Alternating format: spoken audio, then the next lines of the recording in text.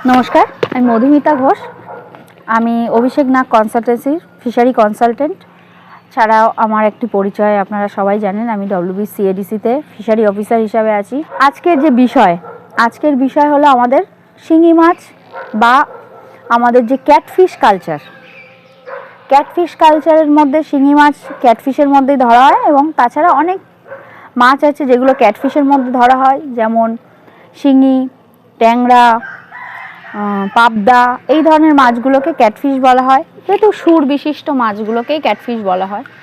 তো catfish culture কেন আজকে আমি আলোচনা করছি, আমরা সাধারণত মিষ্টি জলে আমরা রুই, কাতলা, মৃগেল এই মাছগুলো চাষ করে থাকি, কিন্তু মিষ্টি জলে ক্যাটফিশ খুব ভালো কালচার করা যায়, যেটা আমরা একই টাইমে একই জায়গাতে আমি যতটা রুই, কাতলা, মৃগেল চাষ করে প্রফিট আনতে পারবো, তো তার থেকে অনেক বেশি পরিমাণে ক্যাটফিশ মজুত করে বা শিঙি মাগুর মজুত করে সেই পুকুরটাকে কাজে লাগিয়ে তার থেকে দ্বিগুণ এবং তিনগুণ হারে আমি ফলন পেতে পারি এই ক্যাটফিশ কালচার করে। এবং বাজারজাত বাজার মূল্য হিসাবেও যদি দেখি, আমি রুই, কাতলা, মৃগেল বা অন্যান্য IMC মাছের যে বাজারের যে বাজার থাকে, তার থেকে অনেক বেশি মার্কেট থাকে শিঙি মাগুর বা এই ক্যাটফিশ জাতীয় মাছের, এবং এর মূল্যটা অনেক বেশি শিঙি মাছের বা আমাদের পাবদা মাছ, যেগুলো আমাদের এখন ট্রেন্ড চলছে, পাবদা, শিঙি এগুলো চলে। আমাদেরকে বিজনেস প্রফিট হিসাবে যদি দেখি, আমরা সবসময় কিন্তু এই মাছগুলোর বাজার হাই থাকে। তো এই মাছগুলো কালচার করতে গেলে কিছু কিছু নিয়মবিধি থাকে, কিছু কিছু তার পরিচর্যা থাকে, তার পালন থাকে, কিভাবে সেটাকে মজুত করতে হয়, কেমন হারে আমি মজুত করব, বিঘা প্রতি কতটা মাছ ছাড়বো, তার কি পরিচর্যা, এবং খাবারের যে ধরনগুলো, এবং তারা কি ধরনের খাদ্য খাবে, খাবারের মধ্যে প্রোটিন পার্সেন্টেজটা কতটা থাকবে বা ফ্যাটটা কত থাকবে, প্রাণীজ প্রোটিনটা কত থাকবে, সেটা জানার একটা ব্যাপার আছে। তারপরে একটা বিঘায় আমি হাই ডেনসিটি কালচার করলে আমি কতটা চারা মজুত করতে পারবো। তারপরে কি এই যে বিষয়গুলো সবটাই কিন্তু একটা শিক্ষার বা জানার বিষয় আছে। এবং শিঙি মাছ বা এই স্কেললেস ফিশগুলোর ক্ষেত্রে কি হয়, অনেক ধরনের রোগ আসে, skin disease, bacterial, fungal infection, বিভিন্ন ধরনের। তো এই রোগগুলো থেকে কিভাবে আমরা নিরাময় করতে পারবো, বা এই রোগগুলো দেখে চেনার উপায়, যে কিভাবে চিনবো এটা কি রোগ হয়েছে, এবং সেটাতে কতটা পরিমাণে মেডিসিন চার্জ করব, কি খাওয়ালে বা কিভাবে আমি পূর্বের পরিচর্যার মাধ্যমে আমার যাতে পুকুরে রোগ কম আসে সেটা আমি দেখব। এই জিনিসগুলো কিন্তু পুরোটাই একটু জানার বিষয়। আমরা হয়তো মনে করে থাকবো ও তো শিঙি মাছ কাদার মধ্যে হয়, কোনো ব্যাপার না, ওটা এমনি পুকুরে ছেড়ে দিলাম, তা নয়।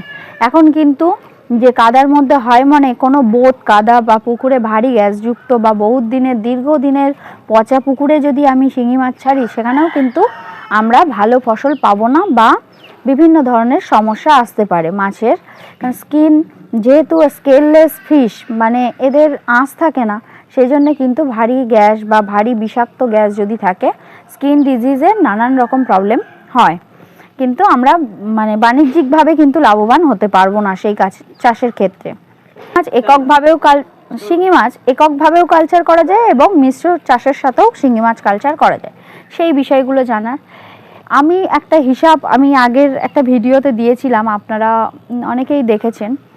আমি যদি এক বিঘা পুকুরে আমাদের রুই, কাতলা, মৃগেলের ক্ষেত্রে যেমন আমরা 1 থেকে 1,500 মাছ ছাড়তে পারি, সেক্ষেত্রে আমরা মিশ্র চাষের ক্ষেত্রে যদি আমরা ভাবি, মিশ্র চাষের ক্ষেত্রে আমরা উপরের পুকুরের তো 3টে লেয়ার আমরা সবাই জানি, তো 3টে লেয়ারের মধ্যে আমি 3টে স্তরে যদি মাছ চাষ করি, মিশ্র চাষ করি, সেক্ষেত্রে অন্যান্য মাছের সঙ্গে কিন্তু আমি 5,000 শিঙি মাছ নিচের স্তরে ছাড়তে পারি। আর অন্যান্য মাছের রেশিওটা তখন থাকবে কিন্তু ওই টোটাল সব মিলিয়ে রুই, কাতলা বা নিচে বাটা যদি দিই, সব মিলিয়ে আমার 1000 পিস মাছ যদি দিই, তার সাথে আমি নিচের লেয়ারে আমি 5,000 শিঙি মাছ চাষ করতে পারি হাই ডেনসিটি কালচারে। ঠিক আছে। এই কালচারের ক্ষেত্রে কিন্তু পুরো প্রসেসটাই অন্যরকম হবে এবং তার কালচার পদ্ধতি অন্যরকম হবে। এক্ষেত্রে অক্সিজেন ব্যবস্থা কিন্তু মাস্ট রাখতে হবে, তার খাওয়ারের পদ্ধতি অন্যরকম হবে, সেইভাবে কালচার করা যায়। আর যদি এককভাবে আমি কালচার করি শিঙি মাছ, সেক্ষেত্রে আমি শিঙি মাছ 20,000 শিঙি মাছ একসাথে চাষ করতে পারি। এবার আমি 1 বিঘা জলাতে যদি 20,000 শিঙি মাছ চাষ করি, তো শিঙি মাছের লাভ লস হিসাবে আমি 1 বিঘা জমিতে 1 বছরের জন্য আমি কথার কথা বলছি, যদি আমি 1 থেকে 1.5 ইঞ্চি সাইজের শিঙি মাছ ছাড়ি, সেটা 1 বছরে আমার 80 থেকে 100 গ্রাম সাইজের মাছ হয়ে যাবে। তো আমি কম করেও যদি ধরি 80 গ্রাম সাইজের যদি মাছ ধরি, 80 গ্রাম আমি 20,000 পিস যদি মাছ ছাড়ি, তা 20,000 ইন্টু 80 গ্রাম, 20,000-এর মধ্যে 15% মর্টালিটি বাদ দেবেন, 15,000 মাছ ধরবেন, 15,000 ইন্টু 80 গ্রাম।